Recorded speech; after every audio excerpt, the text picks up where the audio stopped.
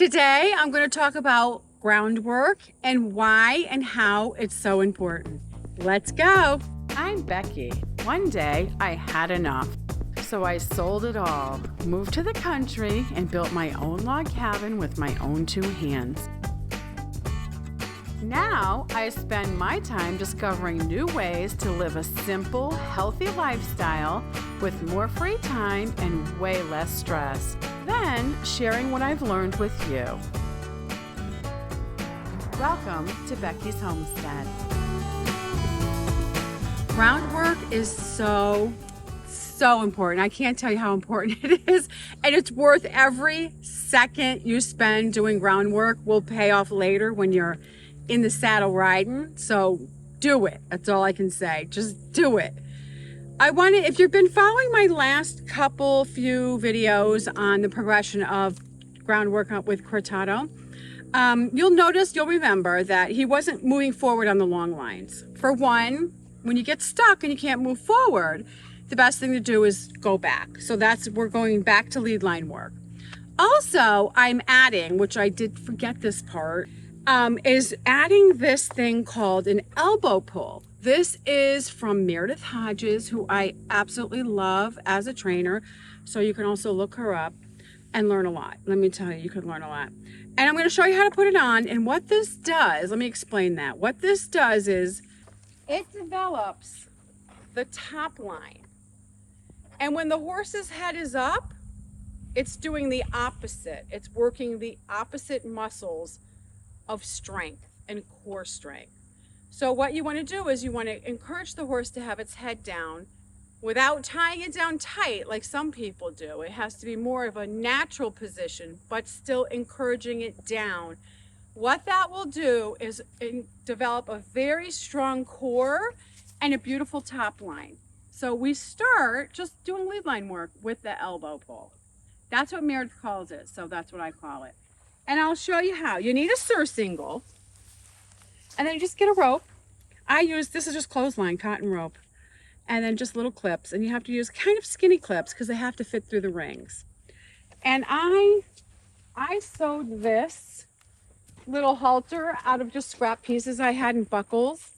And I purposely had this big side ring right here to clip reins and the side pull.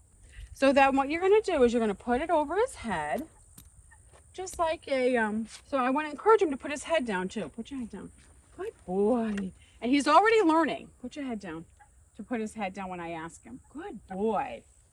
So you do that, and then you're going to run this through this clip here. And babies, they're kind of impatient. They don't stand perfect yet. So we're going to be patient and kind. And we're just going to keep encouraging him to put his head down. Put your head down. Put your head down. Good boy. Now, if you can get your horse starting to do that, you're like, whoo, you're way ahead in the game. Okay, so now we're going to go between the front legs. And then what you're going to do is you're going to come up here and you're going to clip it to this side of the surcingle. All right, so then I'm going to go over and do the other side. When you first start, he can put his head up. As he progresses, if we feel like it, we can tighten it, but we might not have to. He'll keep it down. He'll put it up, but he'll soon figure out, oh, it's more comfortable if I have my head down like this. Especially once he starts walking and he's kind of stretched out, you'll see it won't seem so loose. He's standing perfect. I'm trying to teach him when I stop to stand square. And just stand here now. And the reason for this, it pays off later when you go to mount the horse. You'll teach it to stand square when you get on. And, a lot of times I have to get on in the woods. I'll get off to clear or do stuff. And then to get back on, I line him up to a tree or a post. And then he'll stand square and I'll get back on him. So good. It's hard for them to stand square when they're little, though. Okay, so you can see that I have marked out my little arena better because I had these leftover cement blocks from my foundation of my cabin. And so I'm just using them as markers. And I want to say, don't make it too big because you're going to be walking a lot. So don't make it too big. And then I'm just going to use these to go around, weave through, back up.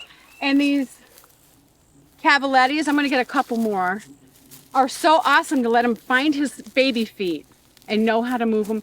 And it builds the muscles to pick his legs up when his head is down with his elbow pull. Really, really builds a nice top line. Practice standing a lot. You want your horse to get to the point, especially if it's like a more, I don't want to say hot-blooded, but you know, a more forward horse. You have to practice standing a lot. It's the most important gait. And don't forget, more people get hurt mounting and dismounting their horse. So you want your horse to stand super calm and good and patient, so you're safe when you ride. Thanks for watching. Don't forget to click the like button, the subscribe button, and ding the bell. Happy homesteading. Bye-bye.